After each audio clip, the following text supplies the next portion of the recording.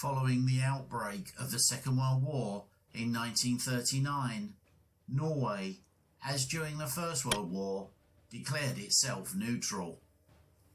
However, Norway was strategically important to both sides, as it possessed ice-free ports, which provided all year-round access to the North Atlantic, which could provide the German Kriegsmarine with the ability to break the British naval blockade and attack their Atlantic convoys.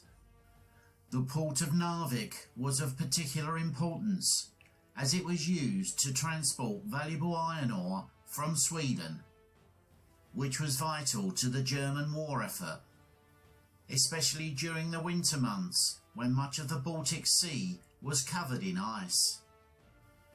The German-Soviet Non-Aggression Pact, signed in August 1939, had resulted in a rise in anti-German sentiment throughout Scandinavia, many believing that the Germans were now allied to the Soviet Union. When the Soviet Union invaded Finland in November 1939, the Norwegians mobilized parts of their army and navy, and secretly broke their own neutrality by sending the Finns artillery equipment. They also allowed the British to use Norway to transfer military equipment to Finland. This gave the British the opportunity to occupy the ore fields in Sweden and the ports in Norway, raising fears within German High Command of a British invasion of Norway. Admiral Raeder, head of the German Kriegsmarine, believed that if the Royal Navy seized the Norwegian ports, the North Sea would be closed to German shipping, and they would be vulnerable to attack in the Baltic Sea. In December 1939, Raeder introduced Hitler to Vidkun Quisling, a pro-Nazi former defence minister of Norway. During a series of meetings, Hitler and Quisling discussed the situation in Norway and the threat of a British invasion, resulting in the Germans formulating a plan for the invasion of Norway, codenamed Wesenbung. On February the 16th, 1940, a Royal Navy destroyer entered Norwegian territorial waters and boarded the German auxiliary ship Altmark in the Jossing Fjord, freeing nearly 300 Allied prisoners of war held on the ship, which had been captured by the German cruiser Admiral Graf Spee.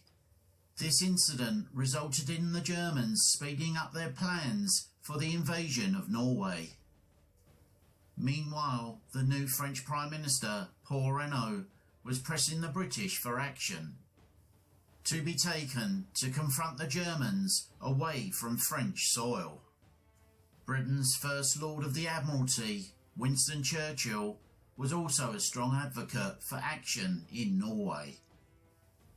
In early April 1940, the Royal Navy began to mine Norwegian waters to stop iron ore shipments from Narvik and to provoke Germany into attacking Norway, where Churchill believed it would be defeated by the Royal Navy, in combination with a British occupation of Narvik, Trondheim, Bergen and Stavanger, codenamed Plan R4. The main German invasion of Norway, commanded by General Nicholas von Falkenhorst, started on the 5th of April, with 6 separate forces, each tasked with seizing a major objective by amphibious landing. Grouper 1, a force consisting of 10 destroyers with 2,000 troops to capture Narvik. Grouper 2, consisting of the heavy cruiser Admiral Hipper and 4 destroyers to capture Trondheim, with Groupers 1 and 2 receiving additional support from the battleships Scharnhorst and Gneisenau. Grouper 3, consisting of 2 light cruisers to capture Bergen. Grouper 4, consisting of a light cruiser to capture Kristiansand. Group of 5, consisting of the heavy cruisers Blucher and Lutzow, plus a light cruiser to capture Oslo, and Group of 6, consisting of 4 minesweepers to capture Egersund. Denmark was also to be invaded to provide the Kriegsmarine and Luftwaffe operational bases for the invasion of Norway. British submarines were deployed at the Sagruka Strait to act as a screen to give advance warning of any German activity. On April the 5th, battlecruiser HMS Renowned and 12 British destroyers left Skarpa Flow for Vestindfjorden. However, en route, due to rough seas, one of the destroyers, HMS Glowworm, had to leave the flotilla to search for a man swept overboard.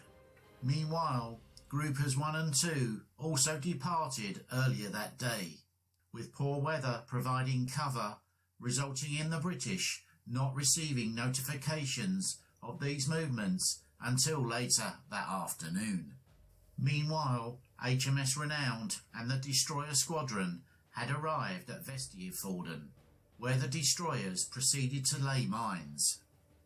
Meanwhile, on April the 8th, HMS Glowworm, on her way to rejoin the flotilla, sighted 2 German destroyers from Grouper 2. A brief skirmish ensued, with the German destroyers withdrawing and signalling for help, which was quickly answered by the Admiral Hipper, which quickly crippled the Glowworm, who rammed the Admiral Hipper, causing significant damage before being sunk. During this action, Glowworm managed to send an incomplete transmission, informing the British that they were being attacked by a larger German ship. In response, the Admiralty ordered Renowned and a single escort destroyer to immediately proceed to Glowworm's last known location.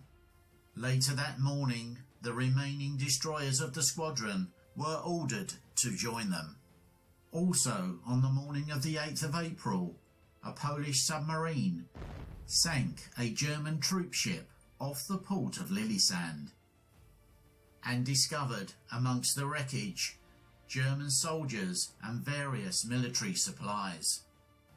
And although this incident was reported to the Admiralty, they did not pass this information on.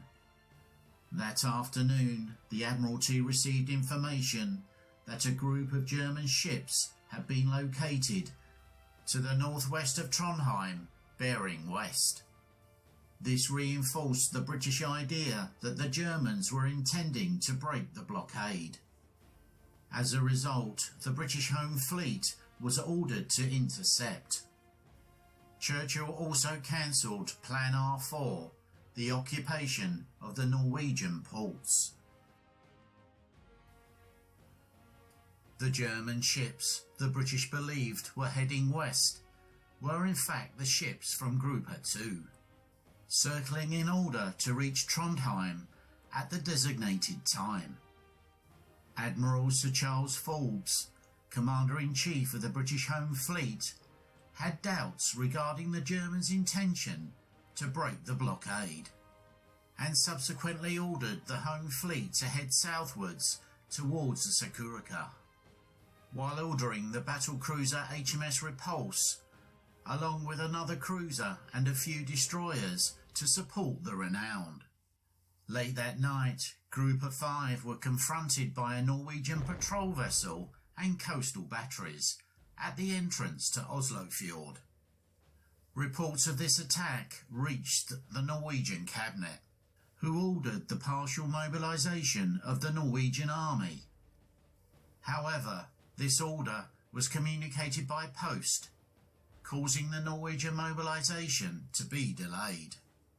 Meanwhile, HMS Renowned was returning to Vestindfjorden after failing to locate Glowworm.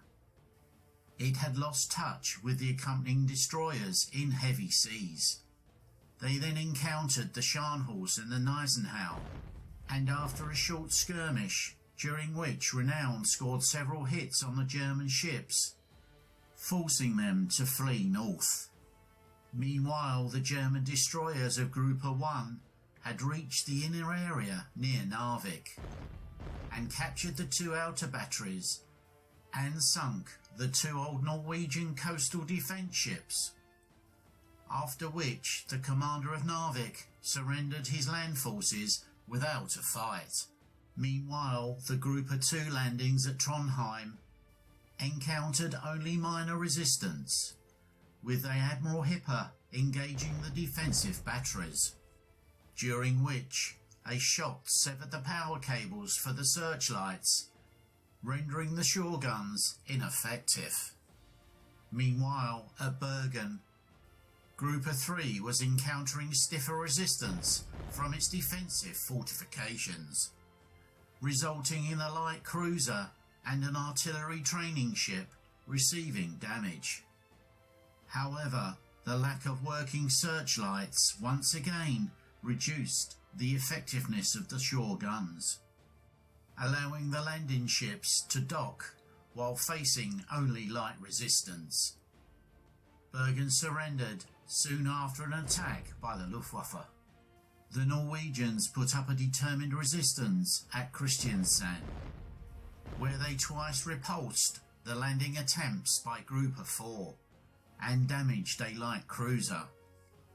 However, the Germans used captured Norwegian radio codes to dupe the Norwegians into thinking that they were British and French ships. During the confusion, the Germans used this opportunity to quickly land their troops and had captured the town by late morning.